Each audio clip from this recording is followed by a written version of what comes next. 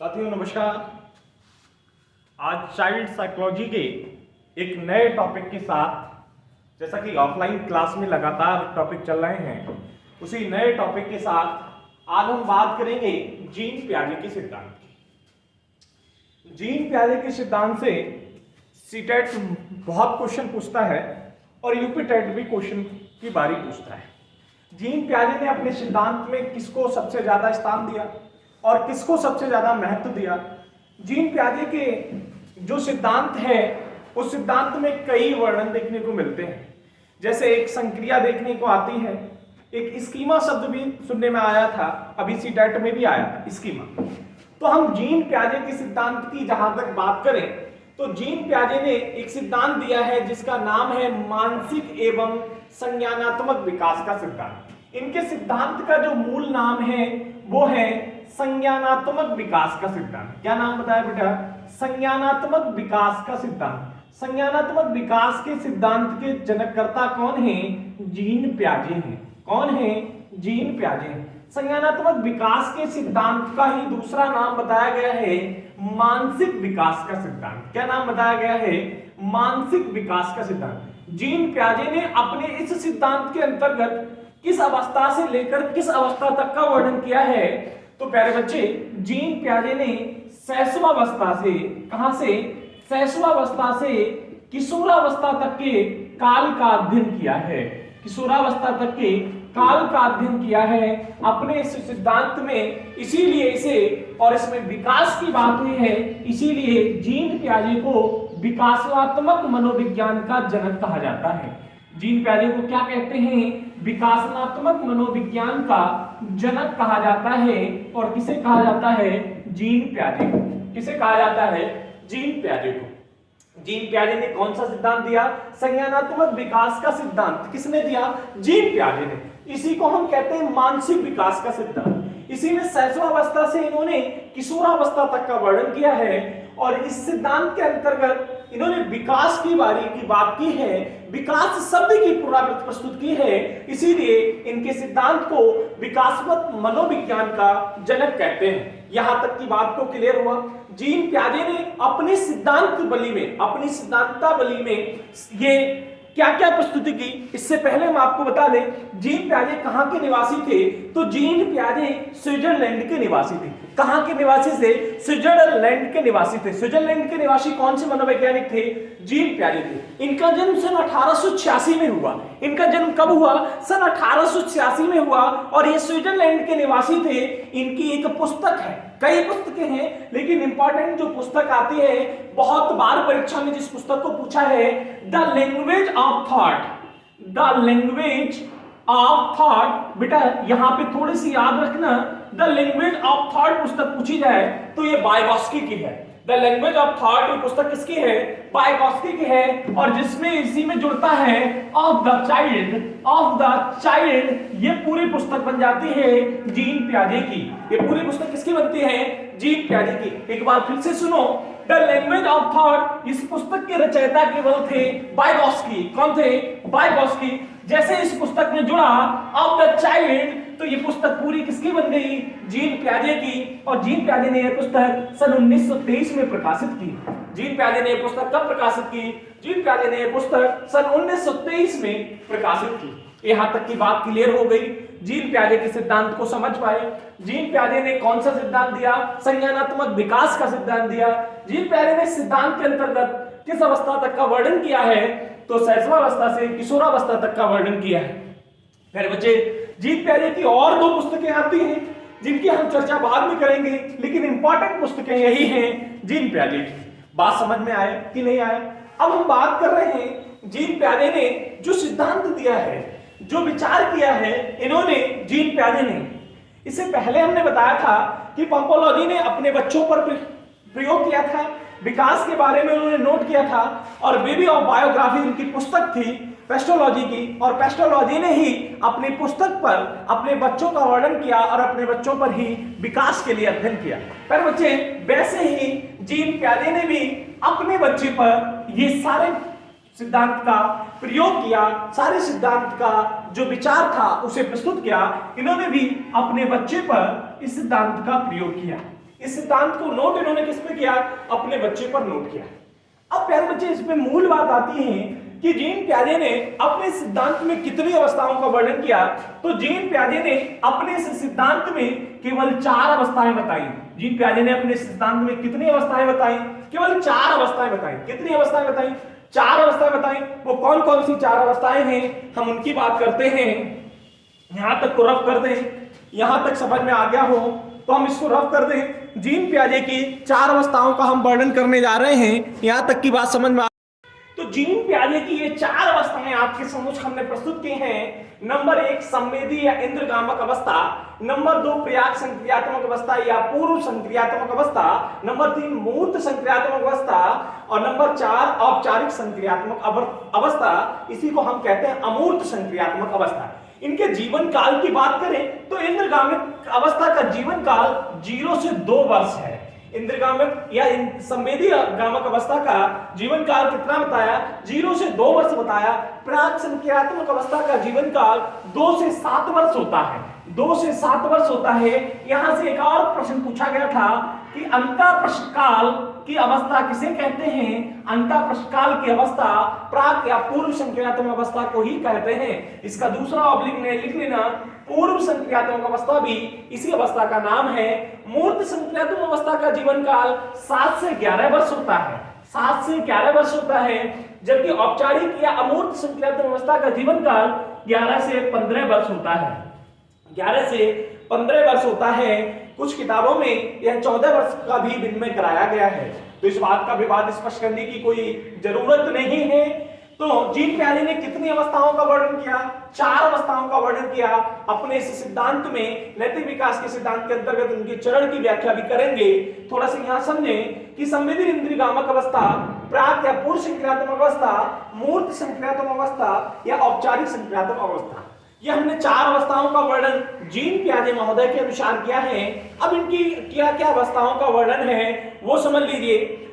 इंद्रगामक अवस्था या संवेदी अवस्था क्या कहते हैं कि वह अवस्था जो इंद्रियों द्वारा, जो शारीरिक क्रियाओं द्वारा हो रही हो, जिस कार्य को इंद्रियों के माध्यम से या शारीरिक क्रियाओं के माध्यम से किया जा रहा हो, वो सब किसके अंतर्गत आते हैं? इंद्रगामक अवस्था के अंतर्गत आते हैं। जैसे किसी वस्तु को पकड़ना, अंगूठे को चूसना, ये सब कैसी अवस्थाएं हैं? इंद्रगामक अवस्थाएं हैं। गामक का मतलब है शारीरिक क्रियाओं से होने वाली प्रक्रिया, शारीरिक क्रियाओं के माध्यम से की जाने वाली क्रिया गामक क्रिया कहलाती है। प्यारे बच्चे, यहीं पे बात समझ में आती है कि संवेदी अवस्थाएं क्या होती हैं। तो सीधी सी बात है, समय आंख नाक कान से होने वाली प्रक्रियाएं या क्रियाओं को हम इंद्रगामक अवस्था के अंतर्गत लाते हैं। और यहीं पर खेलना, लिखना, चूसना, ये सब किसके अंतर्गत आता है? इंद्रगामक अवस्था के अंतर्गत आता है। पूर्व संक्रियात्मक अवस्था या अंतःप्रश्नकाल की अवस्था, पर बच्चे इसमें क्या होता है कि इसमें बच्चा पड़ोसी बच्चों के साथ खेलना पसंद करता है। इसमें क्या होता है? बच्चा पड़ोसी बच्चों के साथ खेलना पसंद करता है तथा शब्दों व प्रतीकों का प्रयोग करना सीख जाता है। तथा शब्दों व प्रतीकों का क्या करना सीख जाता है? प्रयोग करना सीख जाता है। इसीलिए इस एज को द वर्क ऑफ चाइल्ड भी कहते हैं। इसीलिए इसे द वर्क ऑफ चाइल्ड भी कहते हैं। द वर्क ऑफ चाइल्ड भी कहते हैं। प्राक या पूर्व संक्रियात्मक अवस्था को बेटा इसमें भाषा विकास होना प्रारंभ हो जाता है। भाषा का विकास प्रारंभ हो जाता है। याद रखना, भाषा का विकास होता किसमें है और प्रारंभ किसमें हो जाता है, तो ये मतभेद है। इसको आप बिल्कुल कंफ्यूज मत होना।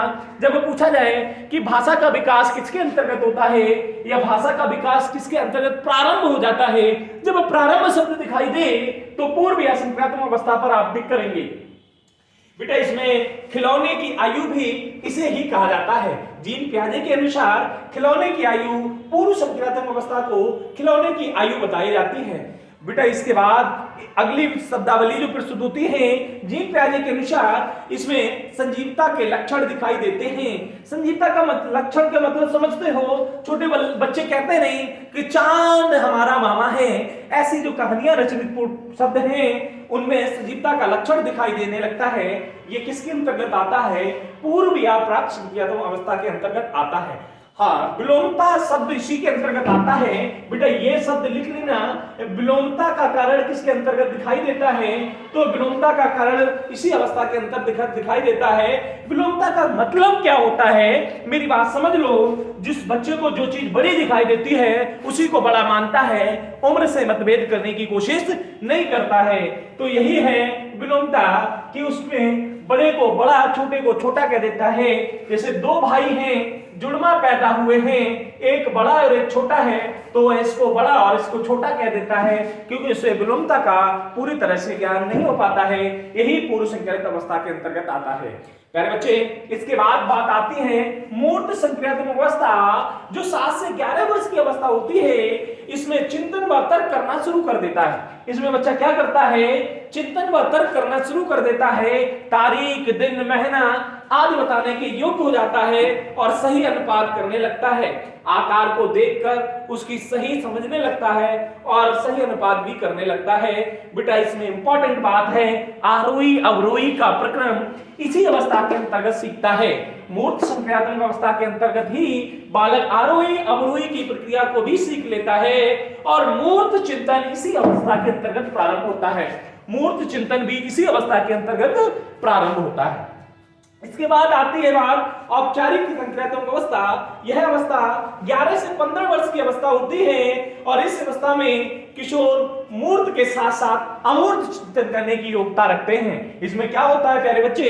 इसमें मूर्त के साथ साथ अमूर्त के साथ चिंतन करने की योग्यता रखते हैं, अतः स्मरण एवं मनन करने की भी योग्यता प्रदर्शित करते हैं। कार्यों में अंतर करना जानते हैं, अंकों का प्रयोग करना सीख जाते हैं और अमूर्त रूप से तार्किक चिंतन शुरू कर देते हैं। और अमूर्त रूप से इस अवस्था के अंतर्गत क्या शुरू कर देते हैं? तार्किक चिंतन शुरू कर देते हैं। इसी को हम अमूर्त संक्रियात्मक अवस्था या औपचारिक संक्रियात्मक अवस्था का नाम देते हैं।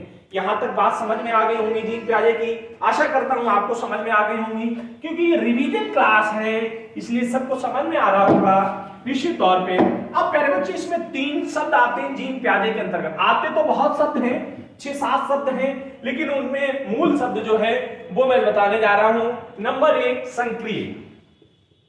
संक्रिय क्या होती है और यह संक्रिया क्या होती है? वैसे संक्रिय लिख के आता है, हम आपको संक्रिया लिखा है। संक्रिया किसे कहते हैं? संक्रिया का मतलब क्या है? एक बात याद रखना, जीन प्याजे में बच्चे वैज्ञानिक रूप से भी प्रक्रम करना सीख जाते हैं। वो यहीं से बताते हैं संक्रिया का मतलब क्या है कि किसी वस्तु को बिगाड़कर पुनः उसी रूप में लाना। किसी वस्तु को बिगाड़कर पुनः उसी रूप में लाना क्या कहलाता है? संक्रिया कहलाता है। क्या कहलाता है? संक्रिया कहलाता है। ये परीक्षा पूछ चुकी है कि संक्रिया क्या है, कि जैसे एक बालक खिलौने के घोड़े को पहले बिखेर देता है, फिर उसे पुनः जोड़ने का प्रयास करता है, तो यह प्रक्रिया क्या कहलाती है? यह संक्रिया कहलाती है। और यह किसकी ओर इशारा करता है? तो वैज्ञानिक होने की ओर इशारा करता है, अर्थात वैज्ञानिकता का परिचय कराता है। बेटा जैसे दूसरा शब्द आता है वस्तु स्थायित्व। वस्तु स्थायित्व तो प्यारे बच्चे, ये सारे शब्द सीटेट के लिए इंपॉर्टेंट हैं। यूपी टेट में एक शब्द आएगा अभी स्कीमा, उसकी बात करेंगे। वस्तु स्थायित्व का मतलब क्या है कि किसी बच्चे की कोई वस्तु गिर जाए। जैसे सपोज करो कि बच्चा चारपाई में बैठा है और उसके पास कोई बॉल है और बॉल जमीन में गिर गई, तो बच्चा चिल्लाता है क्योंकि वो जानता है कि वस्तु मेरी चारपाई के नीचे है, मुझे दिखाई नहीं दे रही है। अर्थात यही कहलाता है वस्तु का स्थायित्व, अर्थात वस्तुएं ना दिखें लेकिन उनका स्थायित्व रहे। इसी को हम कहते हैं वस्तु स्थायित्व। क्या कहते हैं? वस्तु स्थायित्व। पर बच्चे और भी शब्द आते हैं, परावर्तन क्रिया, पूर्व प्रयात्मक व्यवहार और संरक्षण के अभाव, अनुकूलन। तो मूल शब्द जो आता है जिसकी हमें बात करनी है वो है स्कीमा। बाकी सब हमने ऑफलाइन क्लास में बताए हैं। स्कीमा क्या है? स्कीमा किसे कहते हैं? तो स्कीमा की एक छोटी सी लाइन की परिभाषा है, याद रखें। छोटे छोटे बच्चे जो भी क्रियाएं करते हैं वो उनके मस्तिष्क से जुड़ी होती हैं। छोटे छोटे बच्चे जो भी क्रियाएं करते हैं वो उनके किससे जुड़ी होती हैं? मस्तिष्क से जुड़ी होती हैं। उन्हीं को हम स्कीमा कहते हैं। इसी को हम स्कीमा कहते हैं। दूसरे शब्दों में समझें कि दुनिया की प्राप्त जानकारियों को मस्तिष्क में बिंदु रूप स्थापित कर देना स्कीमा कहलाता है। दुनिया की प्राप्त जानकारी को मस्तिष्क में स्थापित रखना ही क्या कहलाता है? स्कीमा कहलाता है। और स्कीमा का जो बहुवचन रूप है इसकी मेटा है, इसकी मेटा है, और ये स्कीम शब्द से मिलकर बना है स्कीमा, और इसका जो बहुवचन रूप है वो क्या है, इसकी मेटा। और बेटा स्कीमा का दूसरा रूप होता है योजना या सूचना। योजना या सूचना, यह जीन प्याजे की हमने सिद्धांत की आपको मौलिक रूप से बात बताई, जो यूपी टेट के लिए जितनी इंपॉर्टेंट है। इनके सिद्धांत में हस्तक्षेप करने आए कहलवर्ग। इनके सिद्धांत में हस्तक्षेप किसने किया, कहलवर्ग ने। उन्होंने बताया कि जीन प्याजे महोदय द्वारा बताई गई प्रक्रिया इसी तरीके से नहीं होती है। कहलवर्ग ने इन्हीं के नैतिक विकास सिद्धांत पे कार्य किया। जी कहलवर्ग ने क्या किया, इन्हीं के नैतिक विकास के सिद्धांत पे कार्य किया, और उन्होंने इस सिद्धांत के में कहलवर्ग ने एक बालकों को तमाम प्रकार की, अगली क्लास में पूरा करेंगे कहलवर्ग को, थोड़ा सा समझने का प्रयास करेंगे क्योंकि समय बहुत कम है। अप्रोक्स 6 नवंबर हो गया है, तो समय बहुत कम है, इसलिए सुनने का प्रयास करें। कहलवर्ग ने एक प्रक्रिया थी जिसमें उन्होंने बताया तमाम बच्चों को बिठालकर कहानियां सुना रहे थे। कहलवर्ग पहले अमेरिकन विद्वान थे। इन्होंने प्याजे के सिद्धांत को आगे बढ़ाने का कार्य किया है, और इन्होंने अपना सिद्धांत सन 1958 में दिया। कब दिया, 1958 में दिया। और इनकी एक पुस्तक थी the psychology of moral development, the psychology of moral development, जो 1984 में इन्होंने इस पुस्तक में ही लिखा था। अन्य इनकी 2 पुस्तकें मिलती हैं, meaning and measurement and moral life development, दूसरी मिलती है the philosophy of moral development. ये पुस्तकें हैं, लेकिन वेरी इंपॉर्टेंट यही है the psychology of moral development, जो 1984 में दी। और इन्होंने इसमें 10 से 16 वर्ष के बालकों का अध्ययन करते हुए बताया कि इसमें कई प्रकार की दुविधाएं दिखाई देती हैं। इसीलिए इन्होंने बालकों को एक कहानी सुनाई, जिस कहानी का नाम है हैज की दुविधा। हैज की दुविधा, तो हैज नाम का एक व्यक्ति था जिसकी पत्नी एक